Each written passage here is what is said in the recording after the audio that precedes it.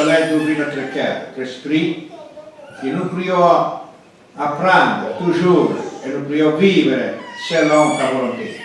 Que nous prions t'adorer comme un Père d'amour, que tu es tout fait pour nous. Nous te remercions pour tous les frères et sœurs que nous avons. Nous te confions tous les frères et sœurs qui sont malades, parce que nous savons que tu es un Dieu tout-puissant, un Dieu d'amour, un Dieu qui te aime. Merci Père, et tout ça au nom de ton Fils Jésus-Christ. La délice pour nous. Amen. Amen.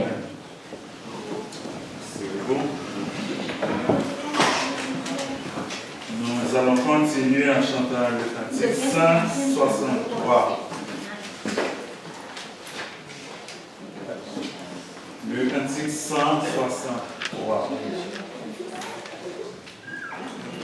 Un regard sur ta croix sanglante, Jésus fait déborder mon cœur d'amour et de douleur poignante, d'amour et d'éternel bonheur. Tu seras seul, tout est ma gloire, car tout ce dont je m'inventais m'empêcherait encore de croire quant à mon seul, j'ai la paix. Te donnerai-je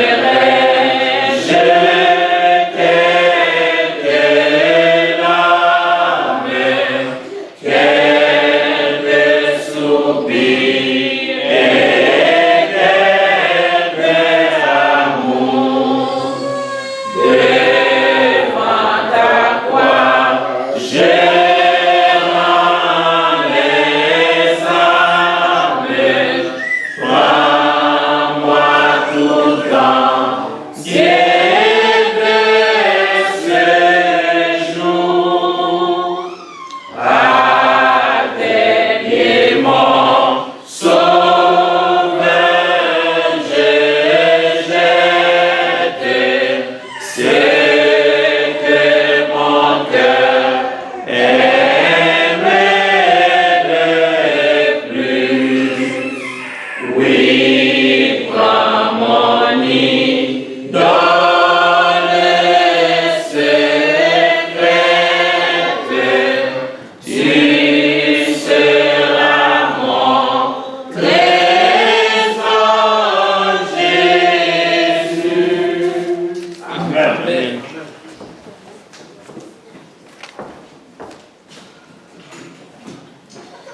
Ouvrez votre Bible avec moi en Marc chapitre 14.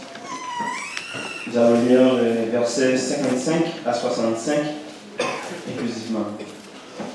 Marc 14, versets 55 à 65 inclusivement.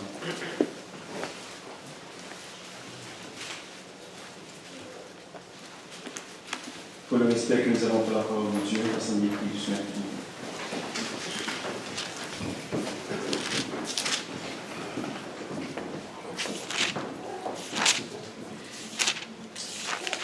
Les principaux sacrificateurs et tout le Sanhédrin cherchaient un témoignage contre Jésus pour le faire mourir, et ils n'en trouvaient point. Car plusieurs rendaient de faux témoignages contre lui, mais les témoignages ne s'accordaient pas. Quelques-uns se levèrent et portèrent un faux témoignage contre lui, disant : Nous l'avons entendu dire, je détruirai ce temple fait de main d'homme, et en 3 jours, j'en bâtirai un autre qui ne sera pas fait de main d'homme. Même sur ce point-là, leur témoignage ne s'accordait pas. Alors, le souverain sacrificateur, se levant au milieu de l'assemblée, interrogea Jésus et dit, « Ne réponds-tu rien? Qu'est-ce que ces gens déposent contre toi? » Jésus garda le silence et ne répondit rien. Le souverain sacrificateur l'interrogea de nouveau et lui dit, « Es-tu le Christ, le Fils du Dieu béni? » Jésus répondit, « Je le suis. Et vous trouverez le Fils de l'homme assis à la droite de la puissance de Dieu et venant sur les nuées du ciel. » Alors le souverain sacrificateur déchira ses vêtements et dit, « Qu'avons-nous encore besoin de témoins? Vous avez entendu le blasphème, que vous ensemble, tous le condamnèrent comme méritant la mort. Et quelques-uns se mirent à cracher sur lui, à lui voiler le visage et à le frapper à coups de poing en lui disant, devine. Et les serviteurs le reçurent en lui donnant des soufflets. Parole du Seigneur.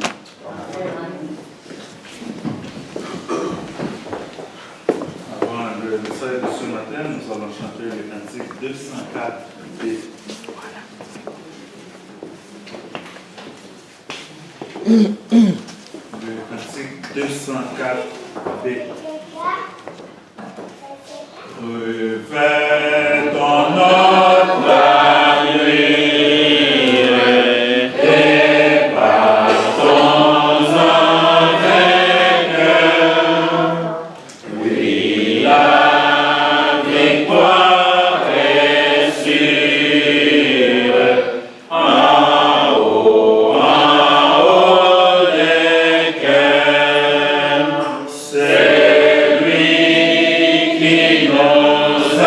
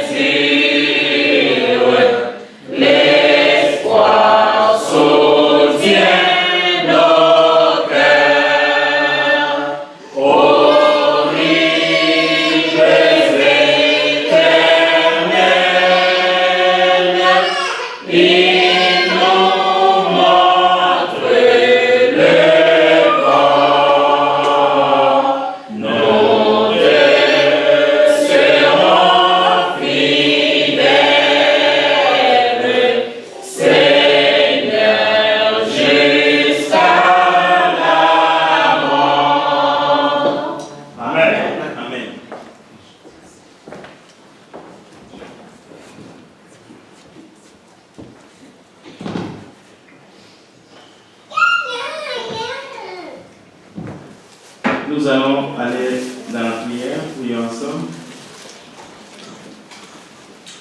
Père éternel, nous te disons merci.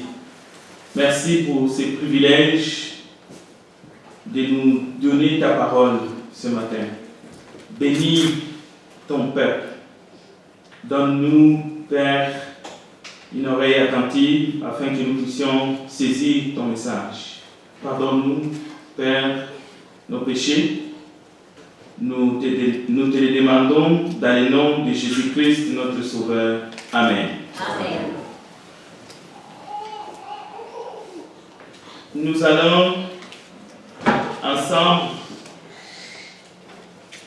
regarder encore dans la parole de Dieu, plonger notre regard dans cette source intarissable de la parole de Dieu.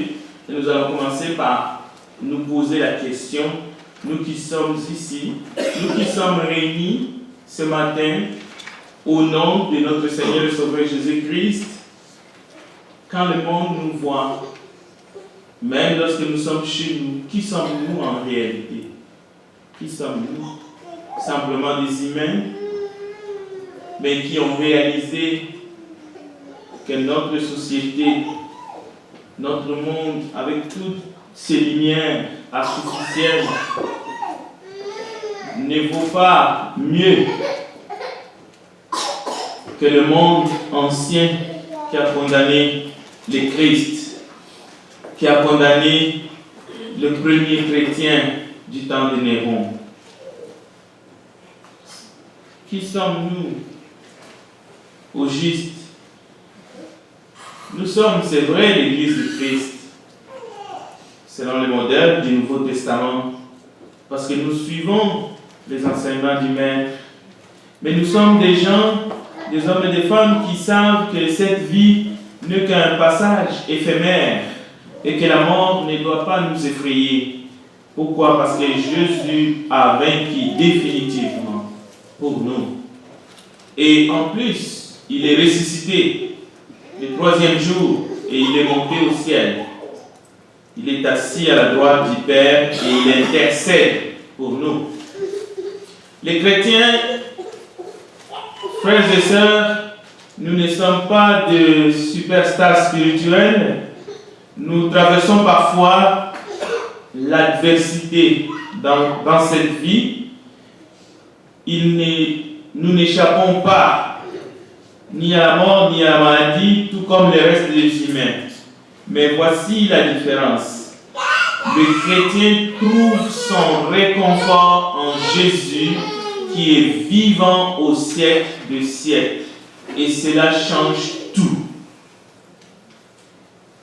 Comme il est écrit, qui est celui qui triomphe du monde? Nous parlons beaucoup du prince de ce monde. Nous entendons parler de lui. Nous voyons ce monde qui avance dans la technologie, dans toutes sortes de choses. Mais la parole nous interroge. Qui est celui qui triomphe du monde? Sinon, celui qui croit que Jésus-Christ est le Fils de Dieu. 1 Jean chapitre 5 et le verset 5. Donc, nous allons maintenant essayer de comprendre aussi qui était le Maître. Nous venons de lire un texte ce matin qui nous permet de comprendre ce qu'il a goûté, le mépris qu'il a subi, le châtiment immérité. Tout cela parce qu'il voulait faire de nous des enfants de Dieu que nous sommes ce matin. Tout cela, c'est parce qu'il voulait que nous puissions vivre éternellement avec lui dans les cieux. Mais lorsqu'il était sur la terre, nous devons aussi apprendre de lui, comme nous pouvons apprendre de nous-mêmes. Jésus était totalement honnête. Il disait toujours la vérité, même si cela faisait tort à sa cause. et à lui-même. C'est ainsi que, à la question des Pilates et du souverain sacrificateur, plus tard il va répondre aussi aux questions des Pilates, bien entendu, mais le texte de ce matin nous montre que cette question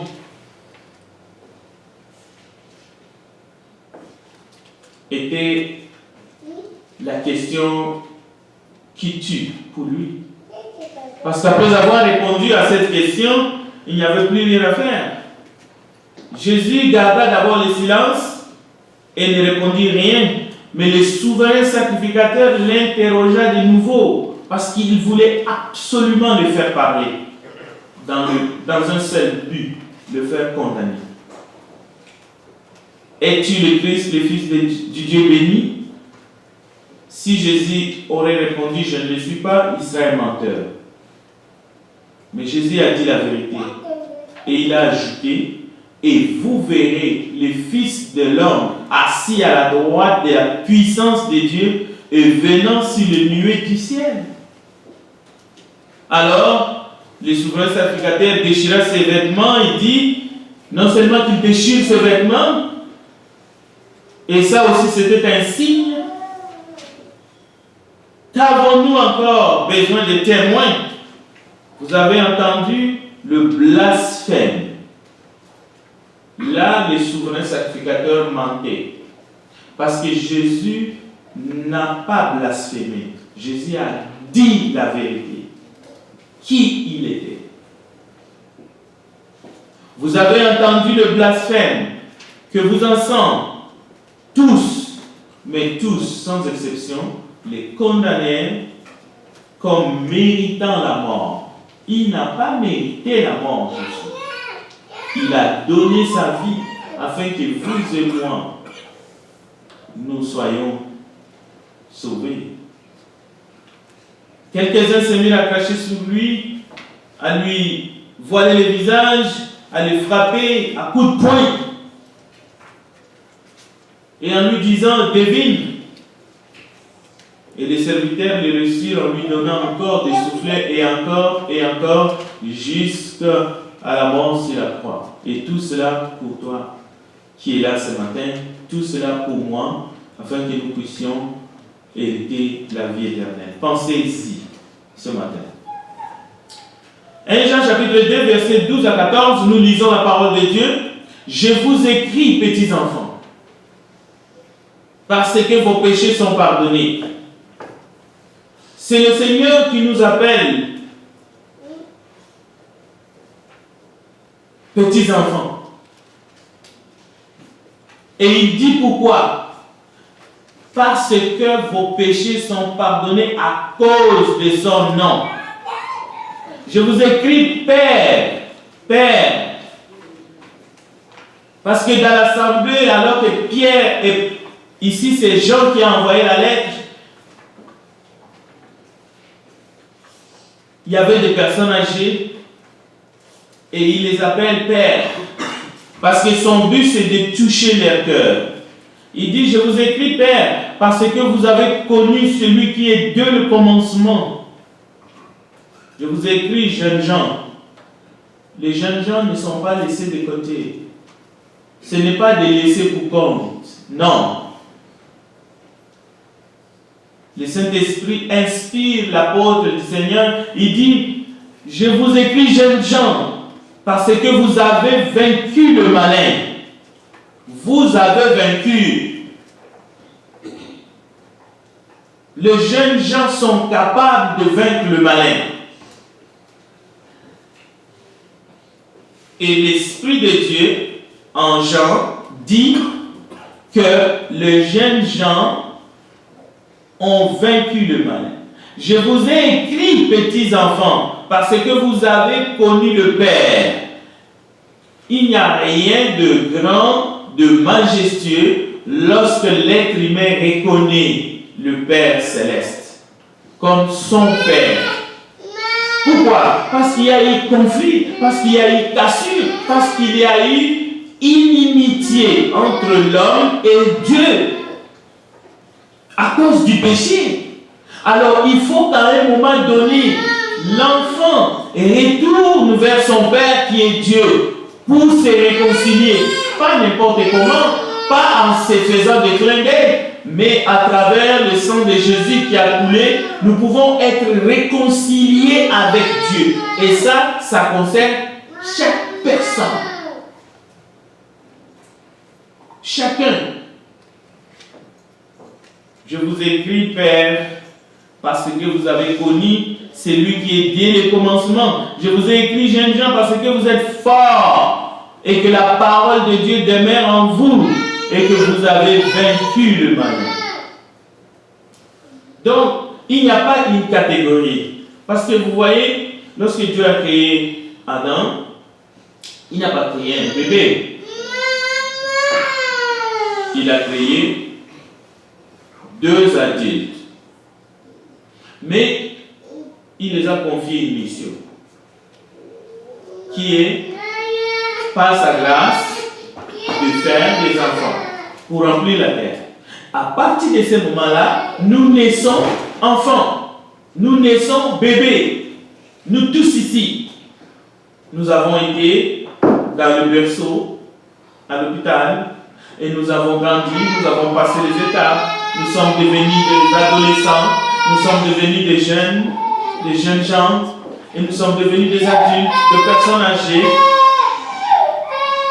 Mais voilà, il n'y a aucune catégorie de personnes que Dieu laisse de côté pour dire on va régler votre compte après. Non, il n'y en a pas. Maintenant, voici la question. Y a-t-il quelque chose de Jésus-Christ que vous n'aimez pas? C'est ça la question. Y a-t-il un trait de caractère? Y a-t-il quelque chose que vous reprocherez au Seigneur? Parce que lui aussi, il est venu, il a fait les étapes, il est né, il a grandi. Nous connaissons son histoire. L'histoire de Jésus, c'est la meilleure que nous avons pour toute prédication. Et vous pouvez le lire chaque jour, tous les jours. Vous allez toujours en retirer de merveilles. Il est probable que quelqu'un vous a déjà déçu dans votre vie. Ça, c'est certain. La personne pourrait être un chrétien ou pas. La question est de savoir si vous avez trouvé de l'arrogance, du mépris, de l'orgueil, lorsque vous regardez Jésus à travers les Écritures, durant sa vie ici-bas sur terre. Même ses ennemis ne l'ont jamais accusé d'hypocrite. Parmi les témoignages qui ont été déposés contre lui pour qu'il soit condamné, on ne l'a pas traité d'hypocrite. Donc, si vous l'aimez, c'est à juste titre, parce qu'il était aimable à la race humaine. Il n'a pas fait de distinction entre les hommes. Si vous l'aimez ce matin, c'est justement parce que il a livré sa propre vie pour vous sauver, pour nous sauver. Maintenant, il faut que chacun prenne position. C'est bien de venir et d'écouter la parole de Dieu. Dans le cœur du Seigneur Jésus, il n'y avait pas un esprit de vengeance. Il n'y en avait pas. Le texte est là. Nous nous sommes arrêtés juste très tôt. Si on avait continué la lecture, vous allez trouver qu'il n'était pas en rage contre Judas, par exemple. Il n'était pas son regard à Pierre lorsqu'il a régné 3 fois. Ce n'était pas un regard plein de mépris, mais toujours en faveur de Pierre. Je dirais la même chose pour Judas, pour Thomas. Toujours compatissant, toujours miséricordieux, toujours aimable. Et même à l'égard de ses bourreaux, qu'est-ce que Jésus Père, pardonne-leur car ils ne savent ce qu'ils font. Même si nous ne comprenons pas tout, parce que c'est là le problème. Je sais que nous ne comprenons pas tout dans la Bible. Nous ne comprenons pas tout dans la vie de Jésus. Il y a des choses qui nous échappent. Mais si on regarde seulement ce qu'il a fait pour nous, il n'y a personne qui peut sortir de cette salle ce matin sans pouvoir aimer le Christ, mais ardemment. Autrement, nous perdons notre temps, voire même ça peut se retourner contre nous. Si nous écoutons juste pour écouter, si nous ne faisons aucun effort, quelque part il est écrit dans les paroles des sages, malheur à celui qui ne sait pas,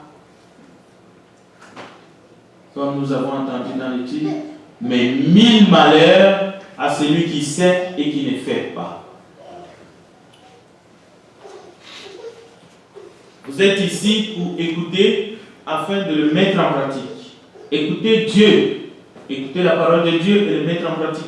Vous devez faire ce qu'il faut ce matin afin d'étouffer votre propre colère non justifiée qui vous pousse à désobéir à Dieu. Tout être humain sur la surface de la terre, lorsqu'il écoute la parole de Dieu, il a deux réactions. Il est fâché contre Dieu, il repousse la parole, il désobéit à Dieu, il continue à désobéir à Dieu, ou il écoute la parole, il est ému, il est touché, son cœur fond, il capitule devant Dieu et il demande l'aide de Dieu, son secours, il accepte le message de l'évangile, il passe de la mort à la vie. Donc, nous pouvons prier ce matin pour que l'amour et la crainte de Dieu soient nécessairement dans notre cœur. Sans l'amour et la crainte de Dieu, personne ne peut se convertir. Personne. Ou personne ne peut rester chrétien, authentique. C'est-à-dire un chrétien qui est soumis à la parole de Dieu. Si vous aimez le Seigneur Jésus, alors vous craignez Dieu. Vous craignez d'être jeté en enfer. Et c'est lui-même qui a dit, craignez celui qui peut tuer le corps et jeter en enfer. C'est lui qui a dit. Il a dit, je vous montrerai qui vous devez craindre. Oui, il faut aimer Dieu, mais il faut le craindre aussi. Vous devez être convaincus, chers frères et sœurs, chers visiteurs, vous qui êtes ici, peut-être que vous avez encore des questions. Vous devez être convaincus que le paradis et l'enfer existent. Vous devez vivre tout en sachant que Dieu voit tout. Dieu sait tout. Dieu attend tout. Jusqu'au tréfonds de ton cœur, de ton existence, lui, il est là. Tes pensées, il les lit. Avant même que la parole sorte de votre bouche, lui, il les sait déjà. Si vous prenez conscience de ces choses, alors Dieu est avec toi partout, en public, comme ce matin, mais Dieu est avec toi aussi en privé, quand tu es seul, à l'école, dans l'autobus, dans le métro, peu importe, dans ton lieu de travail, Dieu est là. L'avenir de l'Église dépend de votre réussite au niveau personnel et au niveau familial, pour ceux qui sont mariés ou ceux qui vont se marier. Pourquoi? Parce que la famille est la base. C'est ça la cellule la plus importante. Pour créer le monde, Dieu est parti par deux personnes, un couple. Après avoir créé les autres choses, bien entendu, pour que les humains remplissent la terre. Donc, c'est la base. L'Église du Christ au 1er siècle, c'est l'ensemble de personnes mariées de familles et de personnes non mariées, mais stables en Christ. Stables en Christ, c'est ça l'Église. C'est ça la base. C'est important. En Christ, des familles en Christ, de personnes qui sont seules, qui ne sont pas encore mariées, de jeunes, qui sont en Christ, seuls, stables en Christ, c'est ça, ça forme l'Église. Les églises locales, les corps du Christ. Donc, nous devons comprendre définitivement que Dieu regarde au cœur. Dieu regarde au cœur. Dieu veut le bon comportement. Qui vient, vous savez, le cœur, ce qui sort du cœur, c'est ça qui suit l'homme. Ce n'est pas ce qui entre. Ce n'est pas ce qu'on mange qui suit. C'est ce qui vient du cœur qui suit l'homme. C'est ça que Jésus a dit un jour. Le bon comportement, parce que c'est lui qui a un mauvais comportement. Ça peut être dans l'église ou en dehors de l'église. Qu'est-ce qu'il fait? Il fait fuir du monde. Il y a deux façons de faire fuir du monde. Tu peux éloigner du monde